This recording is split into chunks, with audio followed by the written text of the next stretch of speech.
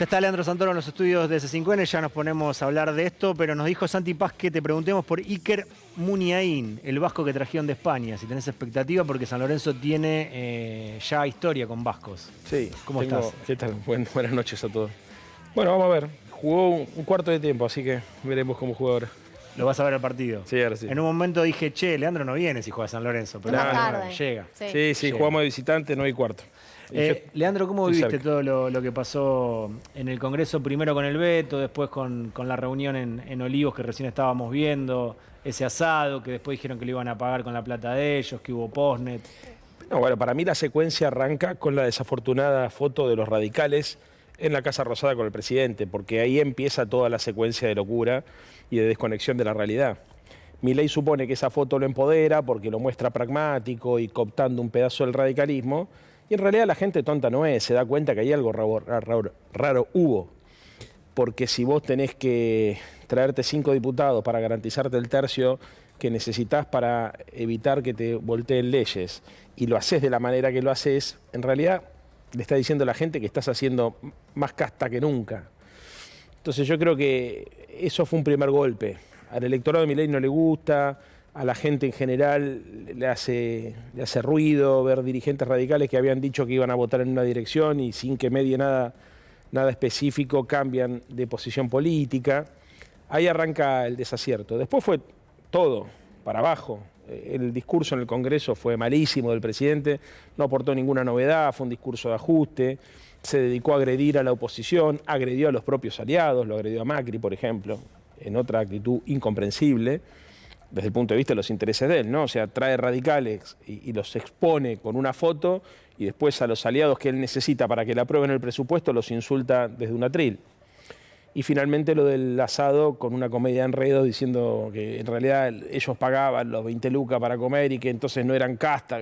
Una explicación absurda que no se cree nadie, que finalmente lo que termina de demostrar es que son un grupo improvisado, que lo único que piensan es en las redes sociales, es en lo que le pueden decir la gente que participa de los foros de internet y nada más. Pero cuando vos sacás esa discusión a la vida real, quedan desnudos, porque son personas que no tienen una lógica argumental madura, son inmaduros, discuten el rating de la cantidad de gente que los vio en la presentación del presupuesto y discuten si pagan o no pagan los 20.000 pesos para morfar un asado.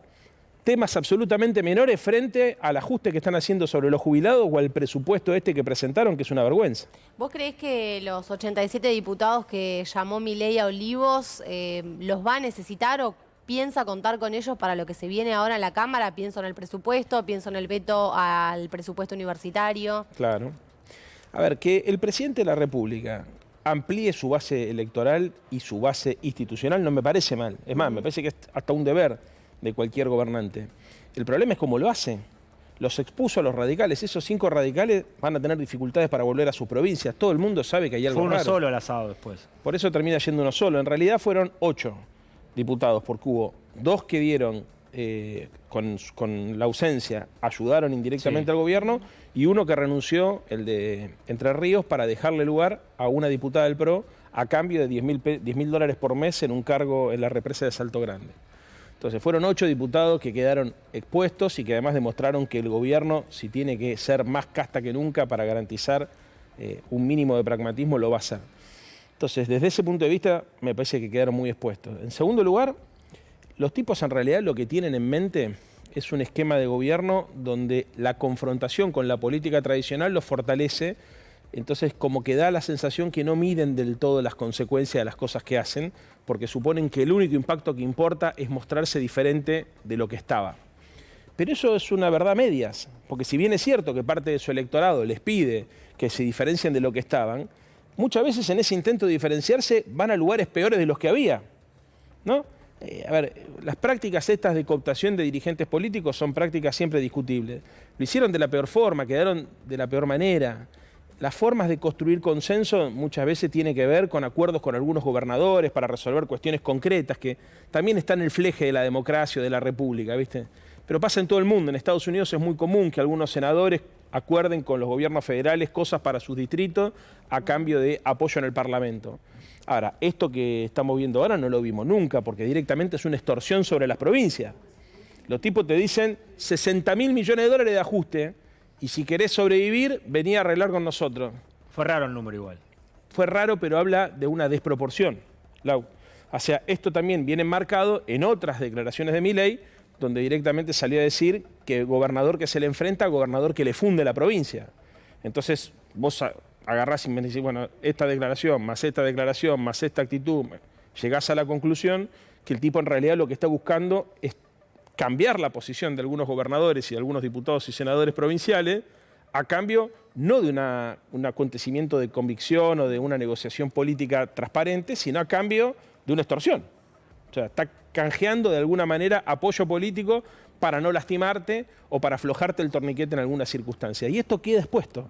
Y me da la sensación que en el fondo, por más que un sector del electorado de él lo aplauda, más temprano que tarde esto le va a generar algún tipo de daño político, incluso en su propia base social, porque no es fácil mostrar este tipo de cosas y seguir indemne. En general son actitudes que por ahí al principio la sociedad te las tolera, pero en el tiempo te las cobra. Sabes que el otro día lo escuchaba a Durán Barba con Reinaldo Sitecas en la radio decir algo parecido a lo que estás diciendo vos, que por ahí eso también es lo que empieza a generar un desgaste en su propio electorado porque no le gusta que se muestre él como casta, que tuvo un discurso casta también en el Parlamento el otro día, y todo lo que pasa con esto de juntarse con los diputados, con los senadores, que no le salió tan bien al otro día, pero que empieza ya a mostrar a un Milei más cercano a la política, cuando él siempre pregona la antipolítica o dice incluso que no le gusta el tema de la rosca política, ¿no? A la mala política. Sí. A la mala política. Porque vuelvo con lo mismo. De la negociación en el sentido estricto de la palabra. No, es de la negociación de lo general por lo particular. Pues la negociación política está bien, o sea, el Congreso es el ámbito de negociación por excelencia. Es muy común que vos cuando te sentás a discutir con otros diputados, por ejemplo, para sacar un dictamen compartido, negociás artículos, pero son todas pero cosas... no embajadas, no puestos. Claro, no embajadas, no puestos, no guita para tu provincia a cambio de cambiar tu voluntad. Hay cosas que están en el límite o afuera del límite ya, que como son torpes, al principio ellos piensan que la pueden vender como una innovación piola, ¿viste? Que están aprendiendo a hacer este negocio, bla, bla, bla, bla, pero que después se dan cuenta que hasta los mismos defensores en los medios de comunicación del gobierno libertario los empiezan a entregar porque son tan torpes en hacer las cosas que nadie quiere quedar pegado a eso. Sí, esta semana fue unánime la crítica. Ver, claro, ellos empezaron con que vamos a pagar todos el asado a la romana, después que se dieron cuenta que los propios comunicadores amigos de ellos los empezaron a matar. Falcone del MID me dijo que se enteraron el mediodía, ese mismo día. Algunos se enteraron por el tuit de Adorni incluso. Claro. Pero eso ¿por qué lo hicieron? Porque calcularon mal la reacción de los defensores de ellos en los medios de comunicación.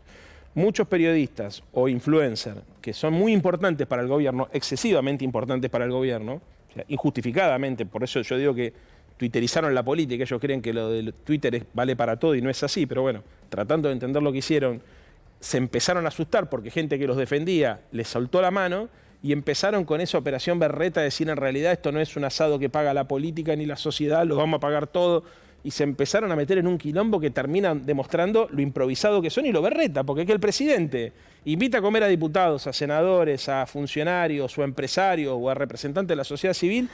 No me parece mal, creo que en todos los países del mundo son cosas que deben suceder habitualmente. Si están laburando, para eso está el presidente y tiene olivo. Claro. Ahora, lo que es insólito es que vos en realidad estés tratando, mientras estás desarrollando una operación política, de resignificarla. Porque él quiso hacer una operación política mostrando que era capaz de juntar a otros como hacían otros dirigentes políticos. Pero lo hizo de manera tan torpe y se asustó tanto con las reacciones de los que lo defienden, que empezó a resignificar esa acción y empezaron a quedar en evidencia de lo chanta que son. Esto fue lo que pasó. Por eso, viste, querían corregir el discurso, era como, bueno, vamos a corrernos, por acá no era, qué sé yo, no, esto no es casta, no, fíjate que cada uno paga lo suyo, ¿y cómo? ¿Y facturan esto? No, no lo facturamos. ¿Y a quién le va la guita? ¿La Secretaría General? Sí. Y esto es común. Se metieron en un lugar propio de gente que está más interesada en parecer que en ser. Por eso yo decía la vez pasada que estoy hinchado a las bolas de la impostura de la política. Es toda una impostura. Es más razonable decir, muchachos, como cualquier presidente, yo tengo la obligación de contener aparte de mi espacio político, de darle explicaciones a los diputados que me apoyan en el Parlamento, etcétera, etcétera, y armé una reunión de noche, que no hubiese pasado nada, ¿no? Y te la bancás. Y decís que en realidad lo que estás haciendo es hacer política. Y está bien. Ahora, cuando vos decís que querés hacer política y después te arrepentís porque te das cuenta que los tuyos te dicen que estás haciendo la mala política y querés volver a la idea original de que sos antipolítica, no se entiende. Leandro, una de las críticas inesperadas al gobierno esta semana fue la del Papa Francisco. Hubo algunas reacciones del gobierno. Vamos a compartir lo que decía y después lo que generó también acá en la Argentina. Una represión, un filmado de una represión. No sé, una semana, un poco menos quizás. Obreros, gente que pedía por sus derechos en la calle. Y la policía la rechazaba con una cosa que es lo más caro que hay. Ese gas pimienta de primera calidad. Que no tenían derecho a reclamar lo suyo. Porque eran revoltosos, comunistas. No. Y el gobierno se puso firme. En vez de pagar justicia social, pagó el gas pimienta, le convenía. Yo soy alguien de fe, así que tengo un problema donde me paro acá, porque tengo además una muy buena relación con muchos actores de la iglesia. Pero me parece que para opinar de estas cosas uno tiene que estar acá, entender lo que está pasando, tener en cuenta todas las variables en juego, no hacer un reduccionismo de un hecho en particular, ni escuchar una sola campana. Bueno, tiene que estar acá, decía Jorge Macri, y vos mismo le contestabas. Un tal Leandro Santoro le contesta lo siguiente, 3 cosas. Ningún líder mundial le exige a ningún papa que antes de opinar en un conflicto vaya al territorio. El ex intendente Vicente López le dice al más porteño de los curas que no puede opinar de lo que ocurre en su ciudad. Y el tercer punto es, de gasear a una nena no se vuelve. Bueno, ¿cómo tomaste, paso por paso te diría, lo que dijo el Papa, lo que dijo Jorge Macri y lo que quieras decir vos del análisis? El Papa comentó lo que vimos todos. Lo que pasa es que un sector del poder mediático trató de desdramatizar. Pero fue un escándalo. La policía gaseando una nena, pegándole a los jubilados en la Plaza de los Dos Congresos, por un reclamo que es absolutamente justificado. No estamos hablando de nada. Entonces, en la Argentina le trataron de bajar el dramatismo a algo que era muy dramático. Muy dramático. Meterse con los viejos, pegarle a una mamá, a la nena, muy dramático. Hace una reflexión, como opina sobre todos los conflictos que hay en el mundo. Hacía mucho que no hablaba tan directo de la Argentina. Muy bien, pero hace una reflexión. Él siempre tuvo, el Papa Francisco, con los viejos particularmente una sensibilidad especial. Viste que es un tema que se ve que él lo atraviesa, porque son los más desvalidos. A ver, en general, los extremos de la vida, los niños y los viejos, a las personas que nos gusta tener una mirada humanista de las cosas, nos sensibiliza especialmente. Y la iglesia también, ¿no? Claro. Entonces, primero eso. Segundo, lo de Jorge Macri insólito, se metió en un quilombo injustificado. Ponerse a opinar de ese tema. ¿Qué líder mundial le exige al Papa que para opinar sobre un conflicto vaya al territorio? ¿A alguien se le ocurre a Zelensky o a Putin decirle, usted Francisco no opine de la guerra en Ucrania si no está en Kiev? ¿Alguno lo escuchó alguna vez? Porque aparte, si hay una organización que tiene capilaridad mundial y que sabe lo que pasa en cada uno de los rincones del planeta, es la iglesia que tiene 2000 años, la iglesia católica, que tiene 2000 años de existencia y tiene una iglesia en cada pueblo y un cura en cada iglesia. Los tipos tienen un manejo de la información y una sensibilidad muy especial. En segundo lugar, es un líder global. El Papa básicamente se dedica a hacer este tipo de cosas, a llamar la atención sobre situaciones de injusticia, conflictos que se desbordan, situaciones dramáticas, etcétera, etcétera. Y muy pocas veces lo hace en relación a su país, en relación a la cantidad de veces que opina sobre conflictos en el mundo. Entonces, insólito. ¿Por qué crees que lo hace? Porque digo, ni Patricia fue Bullrich, muy puntual, digo, ni Milei salieron... Y probablemente, ¿por qué lo hizo el Papa? No, digo, Jorge Macri, ¿por qué sale a atacarlo? Digo... No sé si será en agradecimiento porque le van a dar algo más de la coparticipación, si porque suponen que su electorado se está corriendo a la ultraderecha y ellos tienen miedo que Milei les coma parte del electorado del PRO, el electorado blando del PRO, que hoy está girando mucho a la derecha. A ver, también me parece que es un delirio que justamente él hable de localía, que viene de Vicente López. Mirá, si yo hubiese dicho, yo con usted no debato porque usted hace 5 minutos era intendente de Vicente López y yo nací en Boedo y vivo acá y usted no tiene derecho a querer representar a los porteños. Hubo muchos memes también de que justo estaba ¿Qué acá pasó? Jorge Macri. ¿Cómo? Hubo Claro. muchos memes que justo también estaba acá. Gracias, Jorge que estaba en la Argentina, decís vos. Sí. A ver, me parece que se metió... mira, Jorge Macri tiene 1000 defectos para mí. A mí la ciudad está abandonada, es fea. Está fea, no es fea. O sea, la veo mal a la ciudad, se derrumban edificios, se fugan los precios de la comisaría, pasa de todo. Pero no es un dirigente irracional, ni es un dirigente fanático. Es un dirigente más bien de la derecha argentina moderado, que uno lo critica más por las cosas que no hace o por la falta de empuje de la gestión. Se metió en algo que no sabe. Se metió a opinar en algo que no sabe, queriendo hacer de una definición política, si se quiere, una toma de posición pública en un tema muy difícil y le salió muy mal porque se puso a hablar de lo que no sabía. Leandro, con las diferencias que expresaste siempre de Horacio y que tenés con Horacio Rodríguez Larreta, ¿ves peor ahora la ciudad que con Larreta? Mucho, que cualquier porteño. A ver, creo que el último año del gobierno de Larreta fue muy malo. Él se empezó a dedicar a la política y desatendió mucho la gestión. El último año de Horacio fue muy malo. Pero incluso ese año muy malo, comparado con esto, no. Eso es otra ciudad, completamente diferente. Y además te voy a decir una cosa.